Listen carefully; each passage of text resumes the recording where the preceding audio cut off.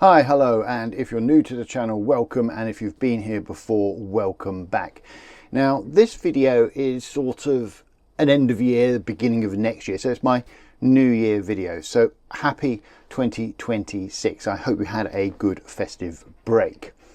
Now, I like to plan. I can't help it.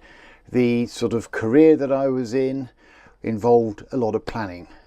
Early in my career, I worked in research in university labs, and in labs what you had to do is write grants to get funding to do the research you wanted to do, and as part of that grant you had to have a plan.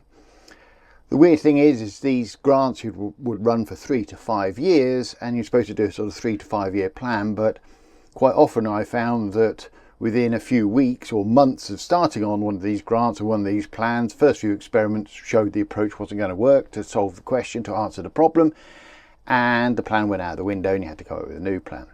And then each year you had to sort of do a report on the plan. So basically I'm stuck with planning. I like to plan. I like to sort of think about what's happening. So in this video I'm going to look back at the previous year, sort of say, you know, what's been going on, what's worked, what hasn't worked, how are things going, did I get to do everything I wanted to do, and then I'm going to look forward. I'm going to look forward to 2026 and say, what am I going to do? And it basically breaks down into two areas. One is the boat, work that I need to do on the boat, and the second one is the fun bit, the trips that I've got planned for the coming year. So if you want to find out what's going on, please stick around. So looking back, 2025 was really my first full year of owning the Grey Wagtail. I bought it in October, November 2024 and brought it over from the marina on the Grand Union down to the marina at Cropperdine. So that was my first trip. It was a 3-day cruise turned into 4.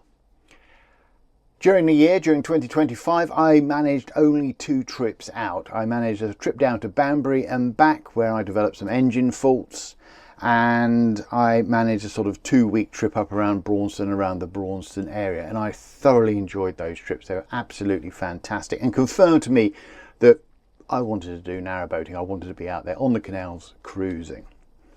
Now, I did have trips planned for July, August, September, and possibly even into October, but as we all know, the water shortage hit in the summer, driest summer for I don't know how many years, 100 years or something they said. We had no rainfall, and they shut the Oxford Canal, which is where I'm based. So no trips during July, canal shut, August canal shut, September canal shut, October sort of opened it up a little bit, and now the canal's fully open.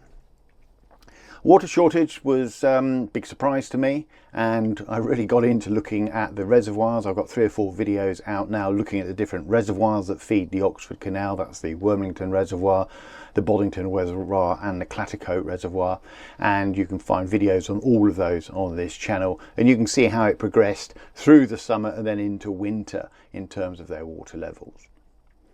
As I've already said, on my Banbury trip in May, I developed this sort of engine problem where after I'd been out cruising for sort of about an hour and a half, 2 hours, the engine would start to play up and cut out at low rev. So if I moved from forward gear to neutral to reverse when I was sort of at idle, the engine revs would drop so far that I'd get an oil pressure warning and the engine would even cut out. And basically those engine problems sort of continued, and they sort of came to a head during September, October, when I went to have the engine serviced, I should say, and found that basically it wouldn't start because there was a problem with the diesel pump. It had become gummed up with fuel, and the stop solenoid couldn't open to let fuel through to the engine. That problem's now been fixed, but I've now got a new problem, a problem with the diesel. The diesel in the tank just below my feet here feeds into the engine, and that diesel is cloudy looking, and it also looks like it's growing some stuff, and I need to get it cleaned. This is a big flat tank, and we've already tried to go in through the filler hose on the side and it hasn't worked. We couldn't get in there. So the next thing I need to do is sort of make a hole in it and sort of progress with that, and I'll say more about that shortly. And also over the year I've been making videos which I've thoroughly enjoyed. This is a sort of new approach to video making for me. In the past I've made videos about my teaching and basically just sort of put together what I taught into a video. That all sort of started, I guess, really during COVID, although I'd made teaching videos prior to that. And you can find out all about that if you look back through some of my other videos on the channel. I've got one that talks about why I make videos, and I've got one that sort of gives you a breakdown of how much I've made via YouTube over the past year. Okay, so what about looking forward? What are my plans forward? Well, as I said, I've got boat plans, I've got trip plans, and of course I'll be making more videos as we go along. So what are my boat plans for the coming year? Well, as I've already said, I've got to get the fuel sorted out. I've got to get this situation sorted out. I've decided, well, I'm still not incredibly happy with this. I've decided to cut a hole in the top of the tank. I'm not going to do it. I'm going to get somebody to do it who knows what they're doing. I've already spoken to somebody and they've cut holes in basically pump out tanks and diesel tanks and stuff. So they say they know what they're doing. So I'll get them to do it. I'm still looking for a sort of hatch to sort of fit over it. I'd like one that I can actually sort of open myself and sort of check the fuel every so often. So I'm looking at the yachting community for those sorts of things. They've got some very nice stainless steel ones, which I'm quite taken with. Nobody will ever see it because it'd be under the floorboards here, but I'll know it's there and I know I'll be able to unscrew it when I want to get in there, get the fuel cleaned or do whatever I need to do. So tank cleaning and fuel cleaning are two big things I've got coming up. I also want to finish getting the engine serviced, getting the oil changed on that, and that we'll do as soon as we've got the tank sorted out and cleaned up and everything's okay with that. So that's what's going on there. I've also got the BSS, the Boat Safety Scheme Certificate, coming up at the end of 2026. So that needs to be sort of thought about. I need to sort of look into that, make sure everything is okay on board. I've not really altered or changed anything which would cause problems, but you never know. Rules change, so I need to have a look through and find out what's going on with that. So what about long-term plans with the boat? Well, back in the autumn when I couldn't take the boat out, I actually started polishing the paintwork on the side, and I apologise for a rather noisy duck outside that's washing itself at the moment. I started polishing the paintwork on the side, and I've done one side and I've shot some videos about the process of cleaning and polishing paintwork on a narrowboat. I haven't published those videos yet because I want to finish this side before I actually do that, so you can see the finished thing. Way things are going at the moment, I'm going to have to do that side again before I do this side. I also need to get a new Cratch cover. The current Cratch cover is quite old. It's battle scarred from when I rammed a bridge on my first ever trip. It's got a sort of small hole in it in one corner. The material looks a bit tired now. I've no idea how old it is, but it's looking a bit tired. And the biggest problem I've got is the zips keep going. I'm always fiddling with the zips, trying to sort of get those sorted out. Now, the other thing that I'm sort of doing or thinking about long term is the toilet. Now, I made a video about toilets a while ago and said how I'm a fan of the sort of separating composting type toilet as opposed to the cassette. That's still the case, but the longer trip, the 2-week trip out, showed that the sort of separating composting toilet wasn't really a fully viable option because let's just say solids built up quite quickly and I had really no way of storing them or disposing of them when I was out on the canal. So I've now looked into a slightly different toilet. I haven't made a video about it yet because I'm still testing it. This toilet is still a separator, but the difference is the tank for the solids is like a cassette toilet tank. Now you might be saying, well, why not just go for a cassette? Well, this one doesn't fill up so fast as a cassette in terms of having disposed of the solids, because basically it's just a small tank for the solids. There's no urine in there, there's no flush going in there. You just put some water in there, the solids go in there. You can add chemicals to it if you want, or detergent or other things to help it all sort of break down, and you don't need to empty that particular cassette. It's quite small that often. The urine is kept separate so you don't get the urine solid smell problem, and as a result of that, you know, you've got to empty the urine quite often. I think a tank on it is lasting me sort of about 2 days before I need to empty it. So it's quite sort of quick to fill, shall we say. And with 2 of us on board, it fills up quite quickly, and I've had to buy a spare tank. So I basically want to take out the cassette toilet and put whatever toilet I decide in the location of where the cassette toilet is. And that's going to be quite a big job. It's going to muck up the tiling in there, which is a bit of a problem. Another thing I want to do is a long-term plan is fit some USB ports around the boat. I've got one up in the main cabin, which works, does its thing, but I would like some more. I've got 12 volts around the place, which is kind of quaint. It reminds me of when I was a child, you know, the old round 3-pin plugs. So I've got those around the place, but that doesn't really sort of do for charging. So I'm thinking about where and how I can put in some USB charging ports on the boat. I'd like at least 2, if not 3, in the bedroom area, and I'd like at least 2 or 3 or 4 in the lounge area that can be used, because basically everything I've got is charged up by USB. This camera, my phone, my other cameras, you name it, it's charged by USB, which is, you know, a real problem when you've only got sort of 240 volts on the boat and you're sort of stepping it down. It seems a waste of sort of energy to me. I'd like to take it off the 12 volts. I know I have to step it down, but it'd be better coming off the 12 volts. I would like to move the Webasto switch, because rather annoyingly I have to get out of bed to turn the Webasto on in the morning. I know, how inconvenient, eh?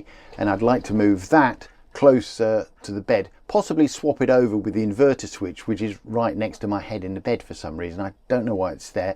Every so often during the night I knock it, which is a bit annoying, and turn the inverter on, so I need to do something about that. Speaking of electric, something else I'm thinking about is basically getting some lithium on board. Now at the moment I'm torn between replacing the leisure batteries with lithium batteries and sort of doing a hybrid system, or getting one of those sort of big power packs. I haven't quite yet decided which way I'm going to go with that. So that's something else that I'll be looking into, but that's sort of fairly long term. Now long term plans is I want to get the boat repainted at some point, and also replace the traditional blacking with the sort of epoxy type which lasts longer. So I'm looking into that and thinking about that. But having just recently polished one side of the boat, the paintwork is not as bad as I thought. There's a few rust spots that need dealing with, but the paintwork is, you know, not too bad overall. I'd also like to get new windows fitted, because at the moment I've got single glazing. I'd like to have double glazing. I think it would help with the heating of the boat and also with condensation issues. I do my luften, you know, I ventilate the boat every day, but you still wake up to a damp boat some mornings with the condensation on the windows, which is a bit of a blow. So what about the fun stuff? What about trips? Well, we've got the summer coming up, and as you know, if you've watched any of my videos, my worst performing videos are the ones on Henley Royal Regatta, Henley Arts Festival and the traditional boat show on the Thames down in Henley.